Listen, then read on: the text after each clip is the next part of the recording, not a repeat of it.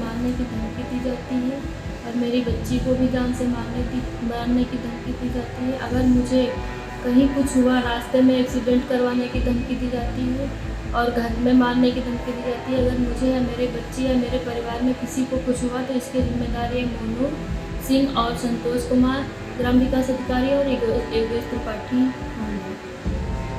काफ़ी क्षेत्रीय जितने भी दबंग लोग या पैसे वाले लोग हैं, सारे घर भी आए कि कितना पैसा लोगी, सुलह समझौता कर लो, और तुम शिकायत करोगी तो इन लोगों को जेल होगी, तुमको क्या मिलेगा, और ये लोग तुमको मरवा भी देंगे, तुम्हारी बच्ची है छोटी उसको भी उठवा लेंगे, तब क्या करोगी, तुम्हारे घर में तो कोई है नहीं। इज्जत का लुटेरा है अगर आज़ाद तो अपमान सबका है। लुटी है एक बेटी तो लुटा सम्मान सबका है। बनो इंसान पहले छोड़कर तुम बात मजहब की, लड़ो मिलकर दरिंदों से, ये हिंदुस्तान सबका है। हमारे देश में हर एक इंसान चिल्ला चिल्ला कर कहता है कि बलात्कार एक जघन्य अपराध है, इसके अपराधी को कड़ी से कड़ी सज़ा मिलनी चाहिए और सज़ा मिलती भी है, लेकिन कभी कभी सज़ा मिलने में बहुत देर हो जाती है, जिसकी वजह से ये जघन्य अपराध रुकने का नाम नहीं ले रहा है। न्याय के नाम पर राजनीति होने लगती है। लोग अपनी जाति और धर्म के अपराधी को बचाने लगते हैं। ऐसे अपराधियों का कोई जाति और धर्म नहीं होता है। ऐसे लोग दया के तो बिल्कुल ही पात्र नहीं होते हैं। वो दरिंदे होते हैं, भूखे भेड़िए होते हैं। ऐसे हैवानों को ऐसी सज़ा मिलनी चाहिए कि उनकी आने वाली 7 पुश्तें भी इस ओछी हरकत के बारे में सोचकर भी खौफ में आ जाएं। आज हम आपको ऐसी खबर से रूबरू करवाने जा रहे हैं जिसे सुनकर आपको अपनी सरकार और कानून व्यवस्था से भरोसा उठ जाएगा। जो हमारे गृह मंत्री सूटेड बूटेड होकर बढ़िया मन से ये कहते हैं कि अगर उत्तर प्रदेश में बेटियां आधी रात को गहने पहनकर भी बाहर निकल जाएं तो सुरक्षित हैं। अगर आपको गृह मंत्री अमित शाह का ये बयान याद नहीं तो आइए आपको उनका ये बयान सुनवाते हैं। हर जिले में दो तीन बाहुबली थे। दूरबीन लेकर मैं ढूंढता हूं, कहीं पर बाहुबली दिखाई नहीं पड़ता है। भाई कहे पर बच्चियां घर से बाहर नहीं निकलती थी। मेरठ में यूनिवर्सिटी होने के बावजूद किराए के घर में रहकर दिल्ली में अपनी पढ़ाई करनी पड़ती थी। सलामती नहीं थी। आज कोई भी त्योहार हो, छठ का हो, दीपावली का हो, 16 साल की बच्ची गहने लादकर स्कूटी पर रात को 12 बजे भी यूपी की सड़कों पर निकल सकती है, कोई डर का।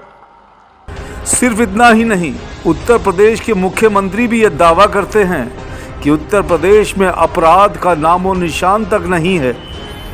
क्या सामूहिक बलात्कार अपराध नहीं है? क्या बलात्कारियों के खिलाफ रिपोर्ट ना लिखना अपराध नहीं है? अगर है तो क्यों उत्तर प्रदेश में हर दिन बलात्कार होते हैं और सरकार इससे बेखबर क्यों है और प्रशासन लापरवाही क्यों करता है? बता दें कि हरदोई जिले के संडीला के अतरौली थाना के ग्राम नरोया ग्राम पंचायत में एक विधवा महिला के साथ सामूहिक बलात्कार किया गया। वो भी एक बार नहीं बल्कि 3 बार। वो मासूम अभी तक अपने पति को खोने का गम भी नहीं भूली थी।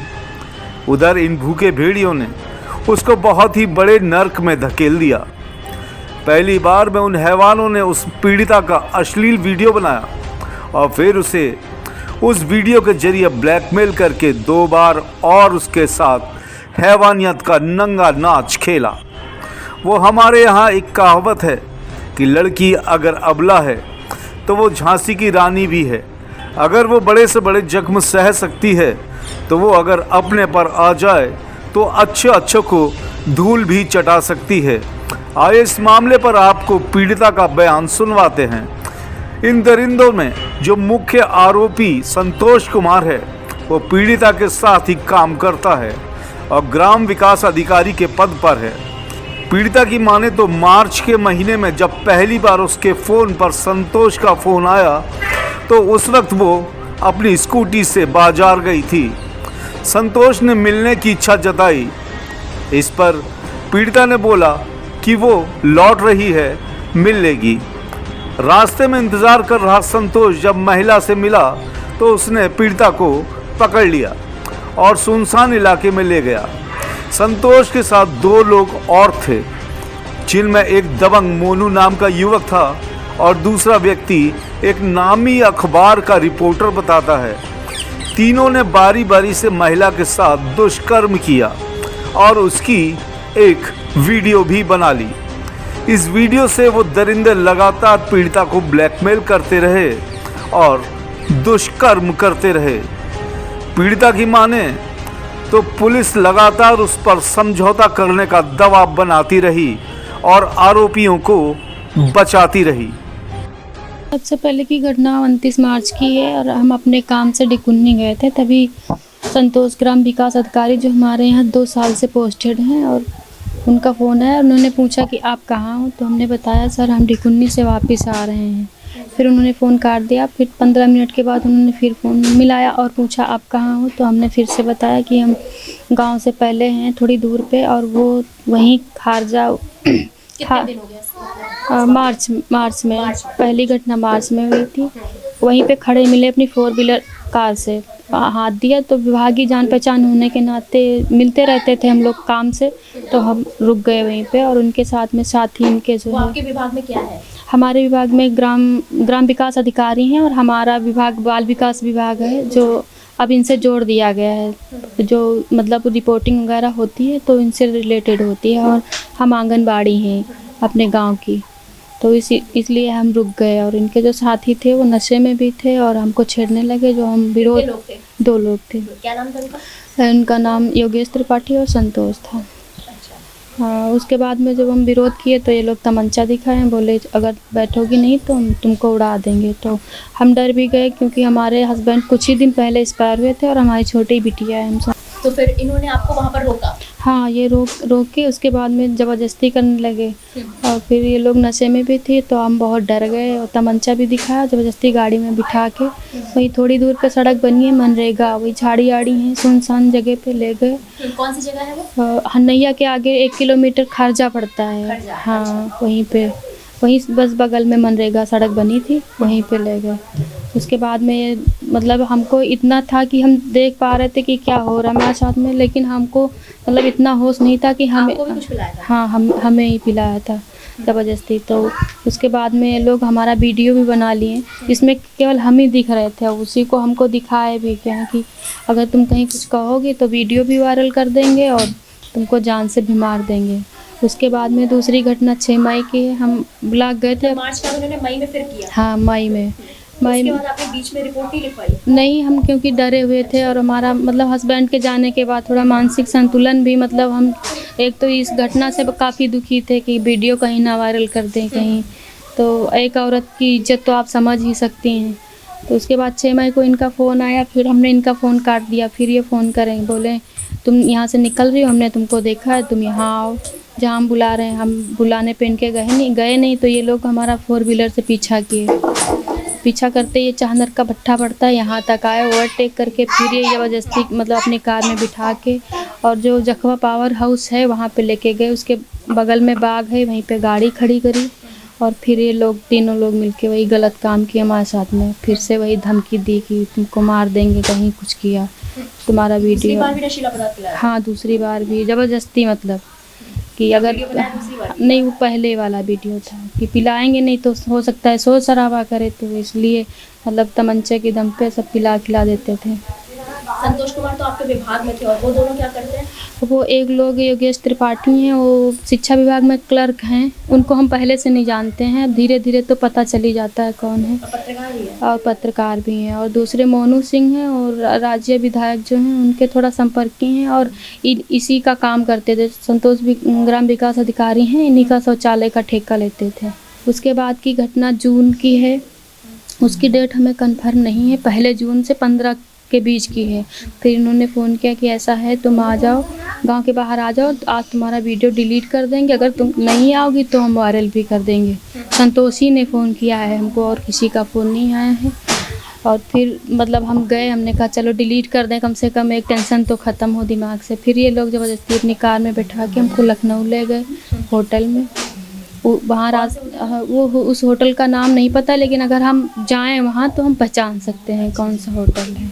फिर वहाँ इन लोगों ने गलत काम किया, तीनों लोगों ने मिलके। फिर शाम को 7 बजे करीब हमको यहाँ घर पे छोड़े। लेट भी हो गए थे क्योंकि इतनी दूर ले गए। फिर हमको नशीला पदार्थ पिलाते थे, जब होश आए घंटे 2 घंटे में, तभी फिर हम आ पाते थे। ये 3 घटनाएं इन्होंने करी, हमको ब्लैकमेल करके, वीडियो को लेके धमकी देकर। क्योंकि ये हमारी स्थिति बहुत अच्छी तरीके से जानते थे कि इनके बाप भी नहीं हैं और इनके हस्बैंड भी एक्सपायर हो गए हैं, तो कोई कुछ कहने सुनने वाला नहीं है। काफ़ी क्षेत्रीय जितने भी दबंग लोग या पैसे वाले लोग हैं, सारे घर भी आए कि कितना पैसा लोगी, सुलह समझौता कर लो, और तुम शिकायत करोगी तो इन लोगों को जेल होगी, तुमको क्या मिलेगा, और ये लोग तुमको मरवा भी देंगे, तुम्हारी बच्ची है छोटी उसको भी उठवा लेंगे, तब क्या करोगी, तुम्हारे घर में तो कोई है नहीं। हमने सबसे यही कहा है कि हमको न्याय मिलना चाहिए, हम कंप्रोमाइज़ नहीं करेंगे। पीड़िता को ये साहसिक कदम उठाने के लिए जिन्होंने प्रेरित किया था, या यूं कहें कि इस दुख की घड़ी से बाहर निकलने के लिए उन्होंने रास्ता दिखाया, वो एक समाज सेवी हैं। जी हाँ, सोशलिस्ट पार्टी के जनरल सेक्रेटरी संदीप पांडे ही एक मसीहा बनकर आए और उस पीड़िता को, उन हैवानों को सजा दिलाने के लिए हिम्मत बढ़ाई। चलिए उनका भी बयान सुनवाते हैं आपको। देखिए, जो सुशीला है, क्योंकि पीड़िता का नाम नहीं लिया जा सकता, वो आंगनबाड़ी कार्यकर्ती है। हम उसे पहले से जानते हैं क्योंकि पहले वो हमारे संगठन में काम करती थी, और उसकी बहन को शौचालय की जो निगरानी का काम कुछ दिया गया था, जो संविदा वाला काम था, और 3 महीने के बाद या 8 महीने के बाद उसको निकाल दिया गया क्योंकि उसकी शादी हो गई। अच्छा, पीड़िता को निकाल दिया गया? नहीं, पीड़िता की बहन को। और पीड़िता की बहन से जो ग्राम पंचायत सेक्रेटरी है, उसने, और 2 लोग और इसमें हैं, संतोष कुमार गौतम ग्राम पंचायत सेक्रेटरी हैं, मोनू सिंह हैं एक, और एक पत्रकार हैं योगेश त्रिपाठी। ये 3 लोगों ने 2-2 करके, लेकिन तीनों शामिल थे, 3 बार दुष्कर्म किया सुशीला के साथ। और वो बेचारी ये सोच के सहती रही कि भाई कम से कम हमारी बहन को शायद नौकरी मिल जाएगी। लेकिन जब बहन को निकाला गया और उसकी जो भी उसका मानदेय था वो नहीं दिया गया, और फिर बहन से भी कहा गया कि तुम हमारे साथ एक रात के लिए चलो, तो बहन थोड़ी सी हिम्मत वाली थी, उसने विरोध किया। जब उसने विरोध किया तब जाके सुशीला की भी हिम्मत खुली और उसने बताया कि मेरे साथ तो ये हो रहा है। और ये मार्च से लेके जून तक 3 घटनाएं हुई उसके साथ, 2 बार क्षेत्र में, भरावन के क्षेत्र में, और 1 बार उसको लखनऊ के होटल में लाया गया। और जो ये सामूहिक बलात्कार का मामला है, ये पूरा दबा रहा जब तक कि ने हिम्मत नहीं की इस बात को हम कुछ लोगों के साथ साझा करने के लिए, क्योंकि उसके ऊपर इन लोगों का तो दबाव था ही जो गलत कर रहे थे। उन्होंने उसकी वीडियो बना ली थी एक अश्लील, और वो उसको कह रहे थे कि अगर तुम बात खोलोगी तो हम तुम्हारी वीडियो सार्वजनिक कर देंगे। और दूसरा कि उसके अपने परिवार वालों का दबाव था, वो बात नहीं कह पा रही थी। जब नहीं, उसका पति ख़त्म हो चुका है, उसकी एक बच्ची है छोटी सी, और वो अपने मायके में रहती है। उसके भाई ने ज़मीन दी है, उसने अपने पैसों से घर बनाया है। तो जब उसने ये सोचा कि मैं इस बात को उजागर करूं, तो उसके परिवार वालों ने ही उसको रोक दिया। वो मुझसे कहती थी कि जब से मेरे साथ ये घटना हुई है, तब से मैं अंदर से बहुत बेचैनी महसूस करती हूँ, मैं रात को सो नहीं पाती हूँ, मैं बहुत परेशान हूँ। तो मैंने उसकी थोड़ी हिम्मत बढ़ाई। मैंने कहा अगर तुम इस स्थिति से निकलना चाहती हो तो तुम्हें शिकायत करनी चाहिए, और तुम पूरी हिम्मत से खड़ी रहो और हम लोग तुम्हारे साथ खड़े रहेंगे। तो जब उसने अपना मन बना लिया, उसके बाद फिर उसने शिकायत थाने पे दी, लेकिन उसके पहले बहुत दबाव उसके ऊपर विपक्षी लोगों का था, और क्षेत्र के दूसरे जो दबंग लोग हैं वो सब भी उसके खिलाफ हो गए। वो आरोपियों के साथ हो गए, उनको बचाने की कोशिश करने लगे। मेरे पास भी आए, संतोष का पूरा परिवार मेरे पास आया, उसने कहा मेरी नौकरी चली जाएगी। तो मैंने कहा कोई बड़ी बात नहीं है, इस देश में 90% से ज़्यादा लोग बिना नौकरी के अपनी रोजी रोटी कमाते हैं, और जेल जाओगे तो क्या पूरी ज़िंदगी तो जेल रहना नहीं है, तुम अपना जब निकल आओगे तो फिर से अपना जीवन। ये ग्राम विकास अधिकारी थाने पे जब आवेदन दिया गया तो इंस्पेक्टर बोल रहा था कि हम इसको सॉर्ट आउट करा देते हैं। हमने कहा देखिए सॉर्ट आउट नहीं कराना है, अब ये लड़की मन बना के आई है कि मुकदमा दर्ज होना है, तो आप इसका मुकदमा दर्ज कीजिए। उसने कहा हमें 2-3 दिन दे दीजिए, हम इसकी ज़रा जांच कर लें। हमने कहा आप ठीक है जो करना है कर लीजिए, लेकिन मुकदमा दर्ज होना चाहिए। लड़की डीजीपी ऑफिस गई, डीजीपी साहब नहीं मिले, पीआरओ वहाँ मिले, फिर वो एसपी के यहाँ भी गई, एसपी भी उसको सीधे नहीं मिले, कोई एडिशनल एसपी के यहाँ उसने आवेदन दिया, और आखिर में वो आईजी के यहाँ भी आई।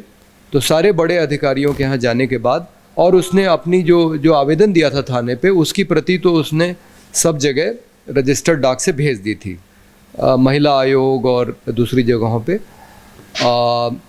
तो अंत में जाके 3 नवंबर को 21 अक्टूबर को आवेदन दिया गया था। हाँ, इंस्पेक्टर ये भी कह रहा था कि ये इतनी देर से क्यों आई, जब घटना मार्च से जून की है तो ये अभी क्यों आ रही है अक्टूबर में। तो मैंने कहा भाई इसकी हिम्मत नहीं हो रही थी पहले, इसके अपना परिवार नहीं करने दे रहा था मुकदमा, जब इसने हिम्मत बनाई है तभी आई है, और लड़की के पास 2 साल का समय होता है। तो आप ये नहीं कह सकते कि ये मार्च से लेके जून की घटना की शिकायत अभी क्यों कर रही है, इसके पास तो अभी और भी समय है, अगर ये चाहे तो 2023 मार्च तक शिकायत कर सकती है। तो खैर उसके बाद इंस्पेक्टर कुछ नहीं बोले, फिर उन्होंने जो भी अपनी जांच वगैरह की होगी या ऊपर के अधिकारियों का दबाव रहा होगा, 3 नवंबर को जाके उसको थाने पे बुलाया गया। तो मैंने उसको कहा कि अकेले मत जाओ, क्योंकि वहाँ पे फिर शायद हम लोगों को ये आशंका थी कि कोई दबाव बनाया जा सकता है समझौता करने का। तो फिर इंस्पेक्टर का मेरे पास फ़ोन आया, तो मैंने कहा देखिए वो अकेले नहीं जाएगी। उसने बोला मैं पुलिस भेज देता हूँ उसको बुलाने के लिए। मैंने कहा लेकिन वहाँ पे कोई भी विपक्षी मौजूद नहीं होना चाहिए थाने में। तो जब इंस्पेक्टर ने मुझे यह गारंटी दी कि कोई विपक्षी नहीं रहेगा, क्योंकि क्षेत्र के सारे प्रभावशाली लोग खिलाफ हो गए थे, तो अंत में जाके 3 नवंबर को सुशीला को पुलिस वाला लेके आया थाने पे, और फिर जाके एफआईआर उसका बयान लिया गया और एफआईआर दर्ज हुई। अब जिसे अपराध मुक्ति ये उत्तर प्रदेश लगता है, वो इस मामले पर क्या कहेंगे। सरकार किसी की भी हो, मासूमों की इज्जत हर सरकार में लुटती है। बेटियां किसी की सरकार में सुरक्षित नहीं हैं। फिलहाल इस मामले में अभी तक पुलिस ने इतना समय लगा दिया रिपोर्ट लिखने में। अब देखते हैं कि आरोपियों के खिलाफ कार्रवाई करने में पुलिस कितना लंबा समय और लगाएगी। फिलहाल पुलिस ने पीड़िता का मेडिकल करा दिया है। सवाल सत्ता से कीजिए, विपक्ष से नहीं।